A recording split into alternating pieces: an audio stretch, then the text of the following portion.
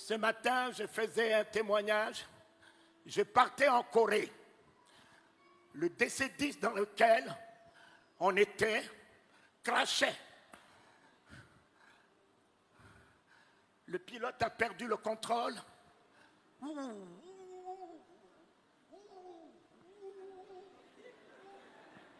On entend dans l'avion, je vous salue Marie, je vous salue Marie, je vous salue Marie. Des prières partout. Les hôtels, tout le monde par terre. Un petit sommeil m'a pris. Et ce petit sommeil m'a permis de voir un ange debout sous l'avion, tenant l'avion par un seul doigt. Un DC-10 où on était 500, tenant l'avion par un seul doigt. Un autre ange sur l'avion, il a déployé ses ailes, assurant la sécurité de l'avion. Je me réveille et je chante. À toi la gloire, ô ressuscité,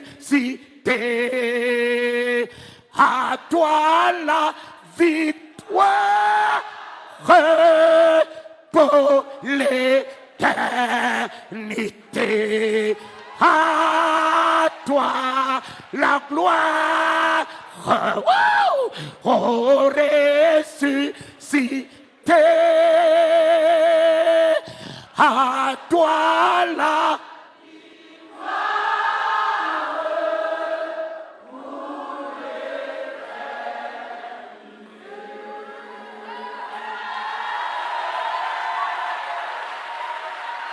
Mes bien-aimés, le commandant de bord m'a cherché. On m'a amené au poste de pilotage. Il m'a posé la question, êtes-vous un pasteur, un prêtre? J'ai dit, mais pourquoi? Il a dit, dès qu'on vous a entendu chanter, on nous a redonné le contrôle de l'avion. On nous a redonné le contrôle de l'avion. Mon ami, pour un seul juste,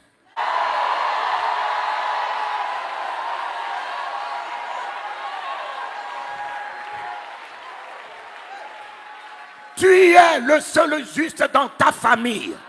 Dieu gardera ta famille à cause de toi. Dieu préservera ton foyer à cause de toi. Dieu préservera tes entreprises à cause de toi. Soit la grâce de ta famille, soit le salut de ta famille, soit la victoire de ta famille, soit la bénédiction de ta famille, soit la bénédiction des nations. Oh Éternel, pour un seul juste, on était 500 dans ce DC-10. Et ils m'ont retenu par peur dans la cabine.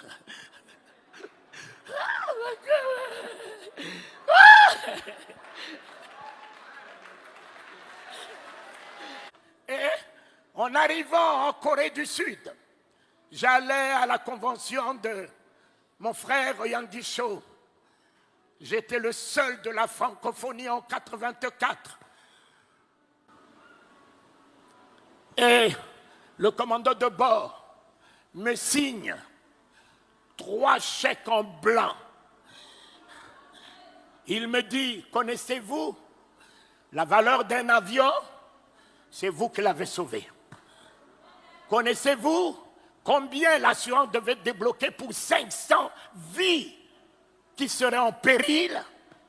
Alors, nous savons que vous n'allez pas faire tomber la société. Moi, qui n'avais que $300 dans la poche, Dieu a créé une situation, a mis en mon compte.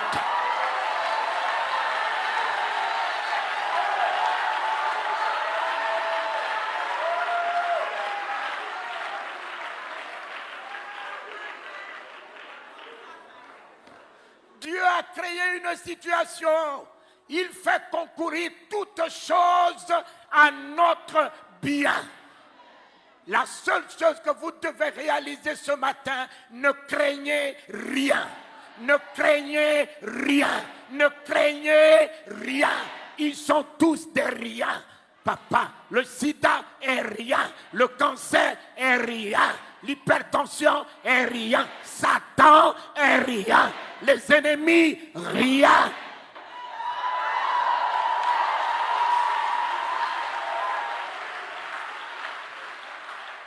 C'est la peur. C'est la peur qui vous déséquilibre. C'est la peur. C'est l'angoisse. C'est l'inquiétude. Voilà la porte d'entrée de Satan. Et si tu fermes cette porte par une foi ferme, Satan ne peut plus rien sur toi. Tu es plus que vainqueur. Parce que le nom de l'Éternel ne pourra jamais nous permettre d'échouer. Le nom de l'Éternel, c'est l'exploit. Le nom de l'Éternel, c'est la victoire. Le nom de l'Éternel, c'est la guérison. Le nom de l'Éternel, c'est la délivrance. Le nom de l'Éternel, c'est l'élévation. Le nom de l'Éternel, c'est le triomphe. Le nom de l'Éternel, c'est la gloire. C'est la gloire. C'est la gloire. Mon Père, le sida ne tiendra point. Le sida a battu la science, mais il ne battra pas le nom de Jésus ce matin. Le cancer a battu la science, il ne battra pas le nom de Jésus ce matin. Alléluia.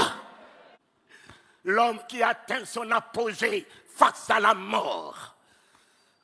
L'homme qui ne peut rien face à la mort. Et je me suis souvenu d'un homme. Un homme. On lui a dit que son ami était malade.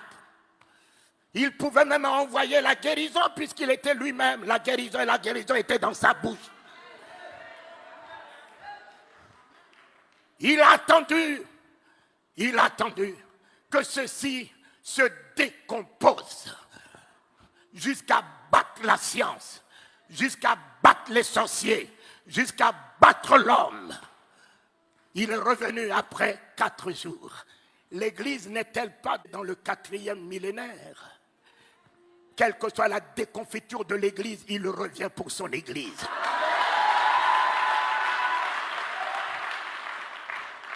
Le 4e jour s'annonce. L'Église ne sera pas ravie dans cette déconfiture. L'Église sera ravie dans la gloire, dans l'autorité, dans la puissance. Lorsque l'Église revêtira toute son autorité capable de changer les événements, de changer les circonstances, d'appeler à l'existence ce qui n'existe pas, de faire fléchir les genoux des sorciers, des augures, des magiciens, relever les défis des maladies incurables, alors c'est à ce moment qu'il reviendra chercher l'Église pour que l'Église laisse un trou dans le monde. Il vous a donné le pouvoir de marcher sur le serpent, sur le scorpion. Il vous a donné l'autorité de son nom. Il vous a donné la puissance du Saint-Esprit. Il est en vous, il est avec vous. Ce n'est plus lui. C'est à vous de vous lever et dire, nous relevons le défi. Nous changeons les événements. Nous changeons les circonstances. C'est ce que Dieu attend de l'Église. L'Église n'est pas un bâtiment, c'est bien toi. Dieu parle avec ta bouche. Dieu guérit avec tes mains. Dieu sauve avec toi. Alléluia!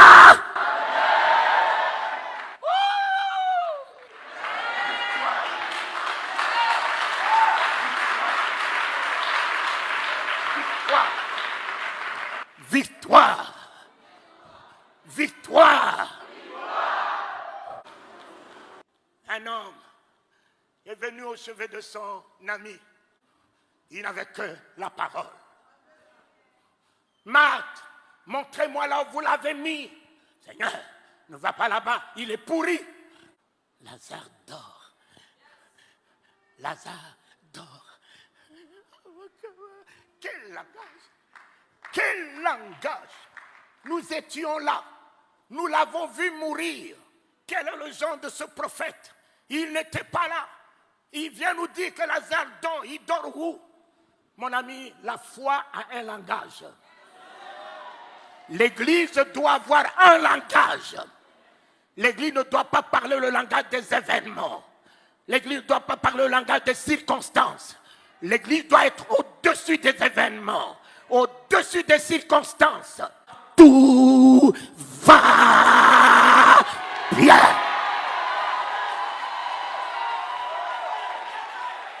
Mon fils, l'Éternel est notre victoire, papa. David l'a engagé. Il a pris la tête de Goliath même avant que la pierre puisse partir. Il avait déjà gagné le combat. L'Éternel me donnera la tête de cet incirconcis. L'Éternel me donnera la tête de cet incirconcis. Je couperai sa tête. Il n'avait pas d'épée. Il a pris l'épée de l'ennemi lui-même pour lui couper sa tête. Soyez heureux, peuple de Dieu. Même si vous pensez qu'un jour, vous avez alors jeté la Bible, où est l'Éternel? Où est l'Éternel? Mon ami, il est à l'œuvre. Il est à l'œuvre. L'Éternel aujourd'hui est à l'œuvre. Réjouissez-vous. Même si les choses se décomposent, il le récupérera. Même si ta situation se décompose, ne t'en fais pas. Garde que la foi. Il récupérera la situation. Il transformera la situation en ta faveur. Mais aujourd'hui, tu peux me parler de Jésus comment? Toi là, tu n'as que des versets. Tu n'as que la Bible déclare. La Bible déclare, mais Jésus n'est pas la Bible. Jésus est la parole de Dieu.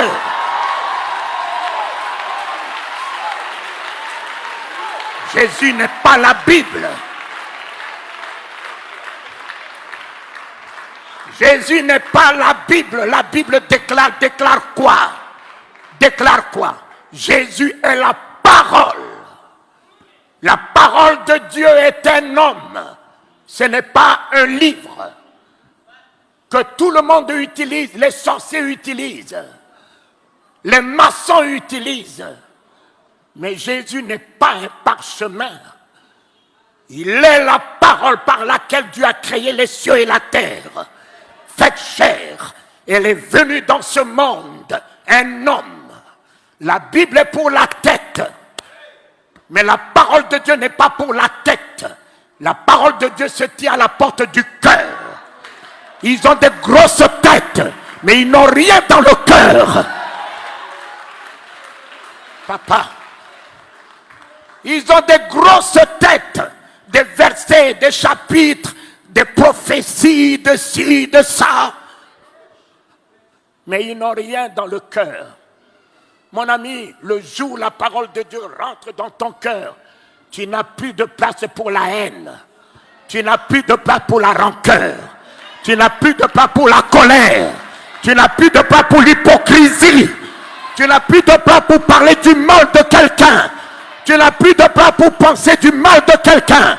La parole de Dieu dans mon cœur est l'amour, est la bonté, est la générosité, est l'humilité, est la grâce, est la compassion. La parole de Dieu dans ma vie, dans mon cœur, est la vie,